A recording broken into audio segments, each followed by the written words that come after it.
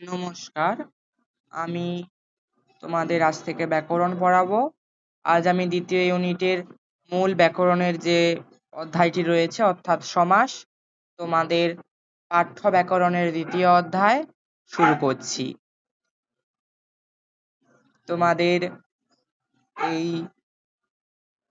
অধ্যায়নের সঙ্গী হয়ে আমি শ্রী আকাশকরণ। চলো শুরু করি। ব্যাকরণের দ্বিতীয় অধ্যায় দশম শ্রেণীর সমাস।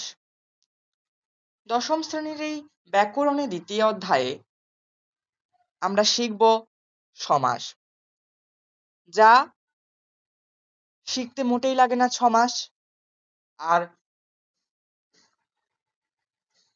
এই সমাস অধ্যায়ের আমরা এই পর্বে শিখব সমাস কাকে বলে, সমাস কেন দরকার, সন্ধি ও সমাসের পার্থক্য, সমস্ত পদ বা সমাসবদ্ধ পদ কাকে বলে, সমস সমান পদ কি, ব্যাস বাক্য বা বিগ্রহ বাক্য কি, পূর্ব ও উত্তর পদ কি, এছাড়াও সমাসের যে ভাগগুলো রয়েছে সেগুলো কি কি। ওই সমাসের ভাগগুলোর বিস্তারিত আলোচনা আমরা পরবর্তী ভিডিওর পার্টগুলোতে করব, সেগুলো শীঘ্রই আসবে। তো আজ আমরা শুরু করছি সমাসের প্রথম অংশের আলোচনা। আশা করি এই আলোচনা শোনার পর তোমাদের কাছে সমাসটা সহজ হবে। পরীক্ষাতে এই অংশের পুরো নম্বরটা তোমরা পেতে পারবে, সেই আশা নিয়ে আমি ভিডিও শুরু করছি। বাংলা ব্যাকরণে ইতিপূর্বে আমরা তোমরা নতুন শব্দ তৈরি বিষয়ে কিছু অভিজ্ঞতা অর্জন করেছো, যা তোমরা সন্ধির মাধ্যমে শিখেছিলে। মূলত প্রত্যয়, ধনাত্মক শব্দ, অনুকার শব্দ ও শব্দদ্বৈতের মাধ্যমে আমরা নতুন নতুন শব্দ তৈরি কৌশল শিখেছি। কোনো শব্দের সঙ্গে প্রত্যয়, ধনাত্মক শব্দ, অনুকার ও শব্দদ্বৈতের মাধ্যমেই তোমরা এতদিন নতুন শব্দ তৈরির কথা জেনেছো এবং করেছো। বর্তমানে এই অধ্যায়ে আমরা সেই রকম একটি নতুন শব্দ তৈরির কৌশল সম্পর্কে বিস্তারিত আলোচনা করব, যার নামই হলো সমাস। মানুষের মধ্যে ভাষাকে সংক্ষিপ্ত করে বলার প্রবণতার বহুকাল আগেই থেকেই, একটা বড় কথাকে ছোট করে বলতে মানুষ বরাবরই বেশি বেশি চায়। যেমন জায়া ও পতি, এটা না বলে আমরা দম্পতি বলে দেই সহজে, যা খুব সহজে এবং সংক্ষিপ্তভাবে বলা যায়। আর আমরা বাঙালিরা তো বরাবরই একটু অলস, যে কারণে এই সমাস আমাদের কাছে একটা চাবিকাঠি কথা বলার জন্য, যার মাধ্যমে আমরা সহজেই বলতে পারি কথা সংক্ষিপ্ত আকারে।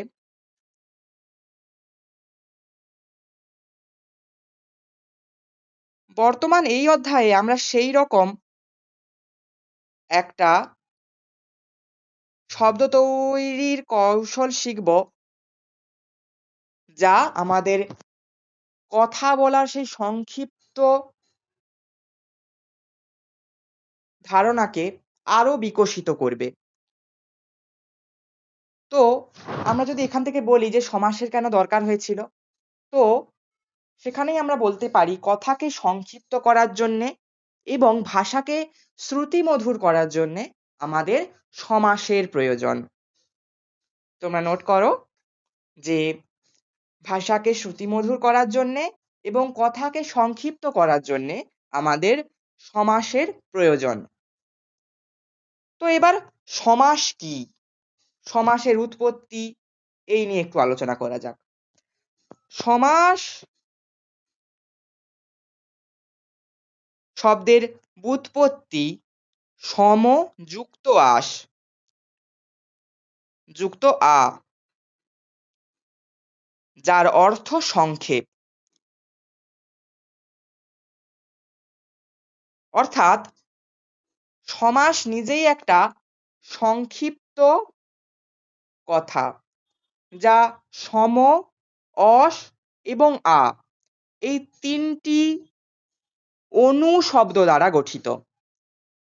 অতএব নানা আলোচনা শেষে আমরা বলতে পারি পরস্পর অর্থসম্বন্ধযুক্ত ২ বা ততোধিক পদের এক পদে পরিণতকরণই সমাস। মানে তোমরা নোট করো, ২ বা ততোধিক পদ যখন এক পদে রূপান্তরিত হয় তখন তাকে আমরা সমাস বলি। উদাহরণস্বরূপ বলা যায় সিংহ চিহ্নিত আসন সিংহাসন। এবার তোমরা বলবে সন্ধিতেও তো আমরা দুটো অনুশব্দকে যুক্ত করে একটা শব্দ করতাম, আর এখানেও খানিকটা তাই। তাহলে কি সমাস আর সন্ধি একই? তোমরা ভাবতেই পারো। আসলে না, সমাস সন্ধি একই নয়। তাই জন্যে আমরা তাদের পার্থক্য পড়ব। সমাস এবং সন্ধির পার্থক্য। ১ নম্বর পার্থক্য, পরস্পর সন্নিহিত দুটি ধ্বনির মিলিত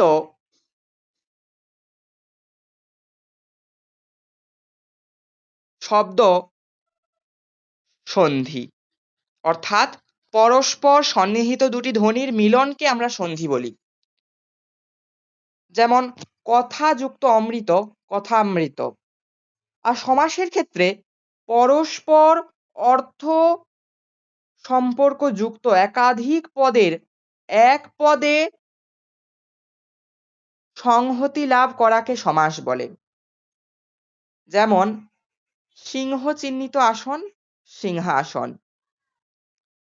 ২ নম্বর পার্থক্য, সন্ধির ক্ষেত্রে সন্নিহিত ধ্বনিগুলির মিলন সাধনের ভিত্তি হলো উচ্চারণ। অর্থাৎ সন্ধি আমাদের উচ্চারণের মাধ্যমে পসিবল হচ্ছে। অপরদিকে সমাসের ক্ষেত্রে ২ বা ততোধিক পদের মিলনের ভিত্তি হলো অর্থ। অর্থাৎ সমাসের ক্ষেত্রে উচ্চারণের থেকেও বেশি দরকার অর্থ। যে আমি যেটা বলছি তার অর্থ কি? যেমন ধরো সিংহ চিহ্নিত আসন সিংহাসন। সেখানে কিন্তু সিংহ বসে না। অর্থাৎ সিংহ চিহ্নিত আসন যে সিংহাসন, সিংহাসনে কিন্তু সিংহ থাকে না। বা ওটাকে সিংহ চিহ্নিত করে যায়নি। ওখানে এমন কেউ বসে যাকে সিংহের সঙ্গে তুলনা করা হচ্ছে, অর্থাৎ রাজা। তাই বলা হয় সিংহাসন, যা সিংহ চিহ্নিত আসন। অর্থাৎ সমাসের ক্ষেত্রে অর্থই প্রাধান্য পায়। সন্ধিতে ৩ নম্বর পার্থক্য, সন্ধিতে কোনো বিভক্তির লোপ হয় না। বিভক্তি কাকে বলে? তোমরা হয়তো জানো, তোমরা আগের ইউনিটে অর্থাৎ ১ম ইউনিটে কারক পড়ে এসেছো। তাও আমি ছোট করে বলে দিচ্ছি যে বিভক্তি কাকে বলে। শব্দের সঙ্গে যা যুক্ত হয়ে শব্দ পদে পরিণত হয় তাকে বলা হয় বিভক্তি।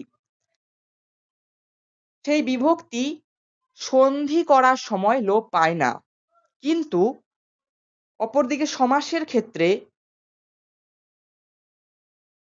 শুধুমাত্র অলুপ সমাস ছাড়া প্রত্যেকটা সমাসে পূর্বপদের বিভক্তি লোপ পায়। আর অলুপ পদে পায় না বলেই ওটা অলুপ। অলুক বা অলুপ।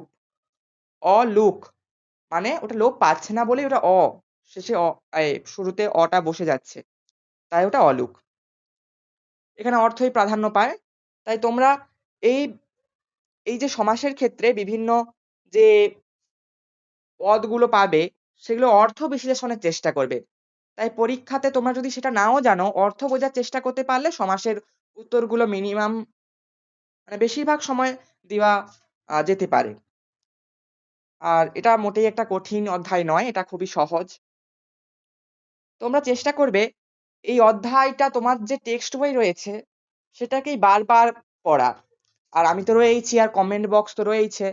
তোমরা যে কোনো এই অধ্যায়ের প্রশ্ন আমাকে কমেন্ট বক্সে করতে পারো। আমি তার উত্তর অবশ্যই দেব। এছাড়াও তোমরা চাইলে আমাদের হোয়াটসঅ্যাপ গ্রুপ থেকে আমার নম্বর নিয়ে, আমি কমেন্টে আমার নম্বর দিয়ে রাখবো। ওই নম্বরে আমাকে হোয়াটসঅ্যাপ করতে পারো, নট কল। আমাকে হোয়াটসঅ্যাপ করবে, আমি উত্তর দিয়ে দেব। সমাসের যে কোনো বা ব্যাকরণের যে কোনো সমস্যা হলে, ব্যাকরণ নির্মিতির যে কোনো সমস্যা হলে তোমরা আমাকে ওই নম্বরে হোয়াটসঅ্যাপে যোগাযোগ করবে, আমি উত্তর দিয়ে দেব। তারপরের পার্থক্যে আসি, ৪ নম্বর পার্থক্য। সন্ধিতে পদগুলির ক্রম অক্ষুণ্ণ থাকে। যেমন বিদ্যা যুক্ত আলয় বিদ্যালয়। দেখো বিদ্যাটা কিন্তু প্রথমেই রয়েছে, আর আলয় তার লয়টা শেষেই রয়েছে। বিদ্যা যুক্ত লয় বিদ্যালয়। অপরদিকে সমাসে কোনো কোনো ক্ষেত্রে পদগুলির স্থান পরিবর্তন হতে পারে। যেমন বাটা যে হলুদ, হলুদ বাটা। এরকমটা কেন হয়? কারণ সন্ধির ক্ষেত্রে তো আমরা আগেই দেখলাম উচ্চারণটাই প্রাধান্য পায়। সেখানে উচ্চারণ যদি আগে পরে হয়ে যায়, একটা আলাদা রকম শুনতে লাগে, সেখানে তো উচ্চারণই প্রাধান্য পায়। তাই সেখানে ক্রমটা একই থাকে। কিন্তু সমাসে তো তা নয়, সমাসে অর্থ প্রাধান্য পায়। সে কারণে অর্থকে প্রাধান্য দেওয়ার কারণে তা আগে পরে হলে কোনো সমস্যা হয় না। তাই সমাসে কখনো কখনো ক্রম পরিবর্তন হয়।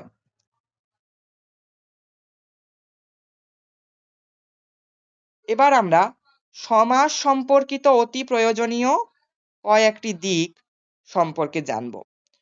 সমাস আলোচনা কালে যে ৩টি বিষয় প্রধান, সেগুলি হলো সমস্ত পদ, সমসমান পদ এবং ব্যাস বাক্য। এছাড়াও যে পূর্বপদ ও পরপদ রয়েছে তা সম্পর্কেও আমরা জানব। চলো দেখা যাক ওগুলো কি। ওগুলো কোনো কঠিন জিনিস নয়, ওগুলো খুবই সহজ। আচ্ছা, আমার ক্লাস করতে কি তোমাদের ভালো লাগছে? যদি তোমার উত্তর হ্যাঁ হয়, তাহলে একটা কমেন্টে একটা স্টার ইমোজি সেন্ড করো।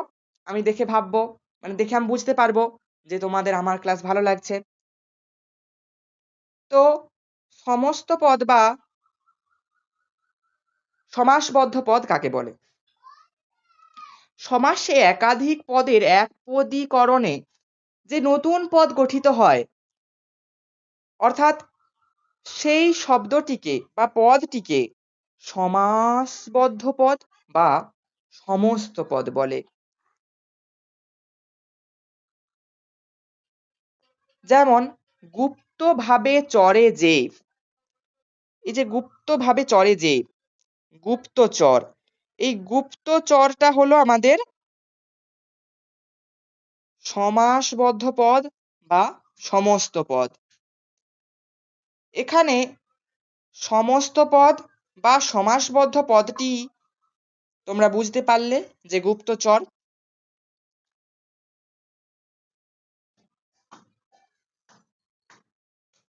এবার আমরা জানবো সমসমান পদ। সমসমান পদ মানে যে পদ মিলে সমাস হয় তাদের প্রত্যেকটিকে বলে সমসমান পদ। যেমন সিংহ চিহ্নিত আসন সিংহাসন। এখানে এই সিংহ চিহ্নিত আসন, এই যে ৩টা পদ রয়েছে, এই ৩টা পদই সমসমান পদ। এদের প্রত্যেকের সমান অধিকার রয়েছে ওই সমাসবদ্ধ পদের ওপর। সেই সমান অধিকার থাকার জন্যে এদের নাম সমসমান পদ। বুঝতে পারলে? পরে আসছি ব্যাস বাক্য বা বিগ্রহ বাক্য। সমাসের অর্থ বুঝতে সমস্ত পদ বা সমাসবদ্ধ পদ পদটিকে যে বাক্যে বা বাক্যাংশে পরিণত হয় বা ভাঙা যায় তাকে বিগ্রহ বাক্য বা ব্যাস বাক্য বলে। যেমন শিশু সাহিত্য, শিশু সাহিত্য, শিশুদের জন্য সাহিত্য। এই যে শিশুদের জন্য সাহিত্য, এই যে শিশুদের জন্য সাহিত্য, এই যে পুরো একটা বাক্যাংশ, এটাই হলো বিগ্রহ বাক্য বা ব্যাস বাক্য। অর্থাৎ সমসমান পদ গুলো মিলে যে বাক্যটাকে তৈরি করছে, বুঝতে পারলে? সেটাই হলো বিগ্রহ বাক্য বা ব্যাস বাক্য। এবার আমরা পূর্বপদ ও উত্তরপদ কি তা জানবো। সমসমান পদের প্রথম পদটিকে বলে পূর্বপদ, মানে আগের পদ, আগে অর্থাৎ পূর্ব, পূর্বপদ, বা তোমরা বলতে পারো আগের পদ। আর যে পদটি পরে ব্যবহৃত হয় তাকে বলে উত্তরপদ বা পরপদ। যেমন মহান যে ঋষি মহর্ষি, এখানে মহান এটা আগে রয়েছে, তাই এটা পূর্বপদ বা আগের পদ। আর ঋষি এটা হলো পরপদ বা উত্তরপদ। উত্তর অর্থাৎ পরে, তাই পরপদ বা উত্তরপদ। কিছু উদাহরণ আমরা দেখব পূর্বপদ ও পরপদের। দুধ ও ভাত, দুধটা হলো পূর্বপদ, ভাত হলো পরপদ। তার সমাসবদ্ধ রূপটা হবে দুধ ভাত। দশানন, তার ব্যাস বাক্য বা বিগ্রহ বাক্য হবে দশ আনন যাহার।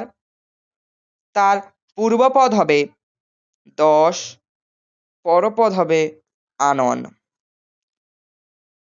দশানন অর্থাৎ রাবণ, তার 10টি আনন ছিল, অর্থাৎ 10টি মাথা ছিল। আমরা জানি, আর হয়তো জানিও না, হতে পারে। দেখো 10 এটা একদম আগে আছে, তাই এটা উত্তর। আর আনন এটা পরে রয়েছে, তাই এটা উত্তরপদ।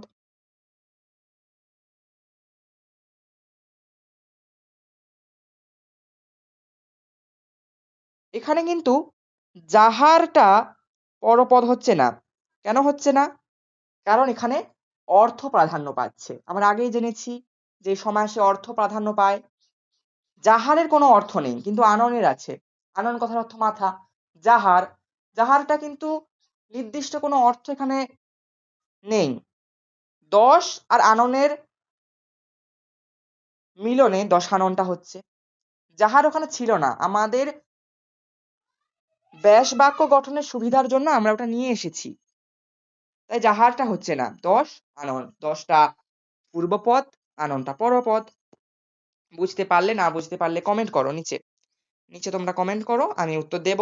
আর আমার হোয়াটসঅ্যাপ নম্বরও দেওয়া থাকবে, আমাকে সরাসরি মেসেজ করবে হোয়াটসঅ্যাপে, আমি উত্তর দিয়ে দেব। ফোন করার দরকার নেই, ফোন আমি তুলি না।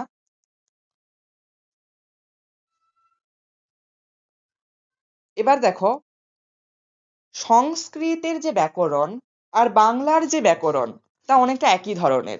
তাই তোমরা উচ্চশিক্ষার ক্ষেত্রে যারা বাংলাকে বেছে নিতে চাও, তোমরা অবশ্যই একাদশ শ্রেণীতে বিষয় নির্বাচনের সময় সংস্কৃত বিষয়টা রাখবে। যেমন এখানে দেখো রয়েছে, সংস্কৃতের মতো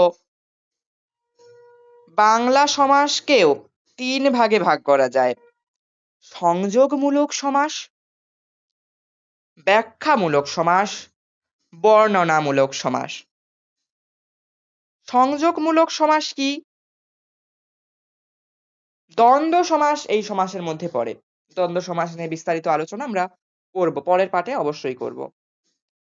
যদি তোমাদের ইচ্ছে থাকে, তোমাদের কি ইচ্ছে রয়েছে পরের পাঠগুলো পড়ার? তাহলে কমেন্ট করো যে আমি পরেরটা চাই। নেক্সট, নেক্সট কমেন্ট করো তোমরা।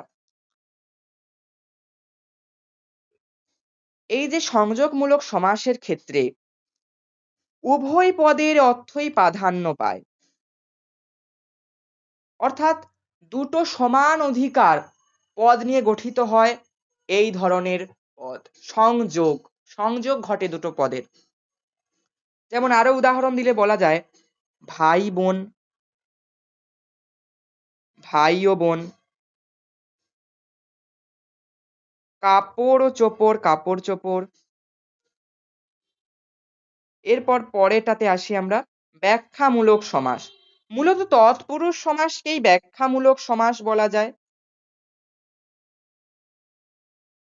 এছাড়াও কর্মধারয় সমাস ও দ্বিগু সমাসকেও ব্যাখ্যামূলক বলা যেতে পারে। যে সমাসে আমরা ব্যাখ্যামূলক বা আলো বিবৃতিমূলক আলোচনা হয়, মানে ওই পদটাকে কেন্দ্র করে, সেগুলো সবই এই ব্যাখ্যামূলকের মধ্যে পড়বে। তৎপুরুষেও হতে পারে, সেটা কর্মধারায়ও হতে পারে, দ্বিগুতেও হতে পারে। আমি সমাসটা জানি বলে এগুলো বলে দিতে পারছি। তোমরাও যখন প্রত্যেকটা পার্ট এই ভিডিওর দেখে নেবে, মানে যেগুলো আগামীতে আসবে, তোমরাও তখন অনেক কিছু জেনে যাবে সমাসের। হয়তো আমার অনেক ভুল হয়ে যাচ্ছে, সেগুলো তোমরা আমাকে ধরিয়ে দিতে পারবে তখন। কি আমার ভুল ধরাতে চাও? তাহলে দেখতে থাকো আগামী এবং এখনের এই ভিডিও। তাহলে তোমরাও হতে পারবে সমাসের বস। তো পরে আমরা যাই। তাহলে ব্যাখ্যা বা বিবৃতি যে সমাসগুলোতে হয় সেগুলো হলো ব্যাখ্যামূলক সমাস। যেমন তৎপুরুষ সমাস, কর্মধারয় সমাস ও দ্বিগু সমাস। এরপর বর্ণনামূলক সমাস। এই পর্যায়ে বহুব্রীহিকে ফেলা হয়, কারণ বহুব্রীহি অত্যন্ত বর্ণনা দেয় আমাদের। আর বহুব্রীহি যে পদগুলোর হয় তা বেশিরভাগই ওই পৌরাণিক চরিত্রদের নিয়ে হয়। তাছাড়াও হয় আমি জানি, বেশিরভাগ ক্ষেত্রে ওইগুলোই হয়, কারণ ওইগুলো থেকেই বহুব্রীহির ধারণাটা প্রথম এসেছিল সংস্কৃতে, তারপর সংস্কৃত থেকে বাংলায় এসেছে। তোমরা তো জানো যে বাংলা ভাষা বাঙালিদের মা, কিন্তু বাংলা ভাষারও মা সংস্কৃত। সংস্কৃত ভাষা থেকেই পরে পরে রূপায়ণ হয়ে আমাদের বাংলা ভাষা এসেছে। আবার বিভিন্ন সময় বিভিন্ন কালে বিভিন্ন রাজারা এসেছে অন্য দেশ থেকে ভারতে তথা বাংলাতে রাজত্ব করতে। তাদের কিছু কিছু শব্দ আমাদের বাংলা ভাষাতে মিশেছে, সেগুলোও বাংলা ভাষার ভাণ্ডারে যুক্ত হয়েছে। তাই বাংলা ভাষা এখন একটা বড় রূপ ধারণ করেছে। এটা এত বড় রূপ ধারণ করেছে যে বাংলার শুরু বা শেষ তো আমরা খুঁজে পাই না। পুরো বাংলার বিষয়বস্তু, মানে বাংলা ভাষার যে বিষয়বস্তু, সেটা কিছুটা বুঝতে পারলেও বাংলার এত শব্দ যে অনেকের সমার্থক শব্দ আমরা খুঁজে পাই না, অনেকের অর্থ আমরা বুঝতে পারি না। অনেক অনেক শব্দ এমন আছে যে শব্দের মানে একটাই, মানে তার সমার্থক শব্দ হয় না, কিন্তু তাকে বাক্য দিয়ে বোঝানো যেতে পারে। এই ধরনের। এর কারণ এটাই, যে এটা হচ্ছে যে এটা একটা স্বতন্ত্র ভাষা নয়। বাংলা ভাষা একটা স্বাধীন ভাষা বা স্বতন্ত্র ভাষা নয় তো। সেই কারণে এরকমটা হয়। আর এরকমটা হয় বলেই বাংলা ভাষাটা তো সুন্দর, তাই নয় কি? তোমরা নবম শ্রেণীতে নব নব সৃষ্টি বলে একটা প্রবন্ধ পড়েছিলে। সেখানেও লেখক উল্লেখ করেছিলেন যে বাংলা স্বতন্ত্র ভাষা নয়, কিন্তু তা না হলেও বাংলা তো আমাদের মা। মা কখনো অসম্পূর্ণা হতে পারেন না, তা আমাদের মনের কাছে সম্পূর্ণা। তো তারপরে আমরা যাব বর্ণনামূলক সমাসের মধ্যে পড়ছে আমাদের বহুব্রীহি সমাস। আর আমাদের সমাস মোট ৯টি রয়েছে, যেগুলি যথাক্রমে দ্বন্দ্ব সমাস, কর্মধারয় সমাস, তৎপুরুষ সমাস, বহুব্রীহি সমাস, দ্বিগু সমাস, অব্যয়ীভাব সমাস, নিত্য সমাস, অলোপ সমাস এবং বাক্যাশ্রয়ী সমাস। এই ৯টা সমাস আমরা পরবর্তী ক্লাসগুলোতে করব, অর্থাৎ এই ভিডিওর বাকি পার্টগুলোতে আমরা শিখব। আজকের ভিডিওতে আপাতত এতটাই। আমি তোমাদের নতুন একজন দাদা, তোমাদের ব্যাকরণ পড়াচ্ছে, পড়াবেও পরবর্তীতে। সঙ্গে থাকো। আজকের মতো ছুটি তোমাদের। কোনো ভুল হয়ে থাকলে ক্ষমা তো তোমাদের চাইতে পারবো না, কারণ বয়সে আমি তোমাদের থেকে বড়। নিজের দাদা হিসেবে প্রথমে তোমরা রেগে গিয়েও আমার উপর। না, রাগতে আমি না বলবো না, রেগে গিয়েও পরে আমায় আমার যে আমার উপর যে রাগটা সেটাকে ভুলে গিয়েও। মানে একদম বাড়ির দাদার সঙ্গে তোমরা যেমনটা করো আরকি। রেগে তো যাও কিন্তু পরে ভুলে যাও, সেই রকম করো। তো রাখছি। বাই। নমস্কার।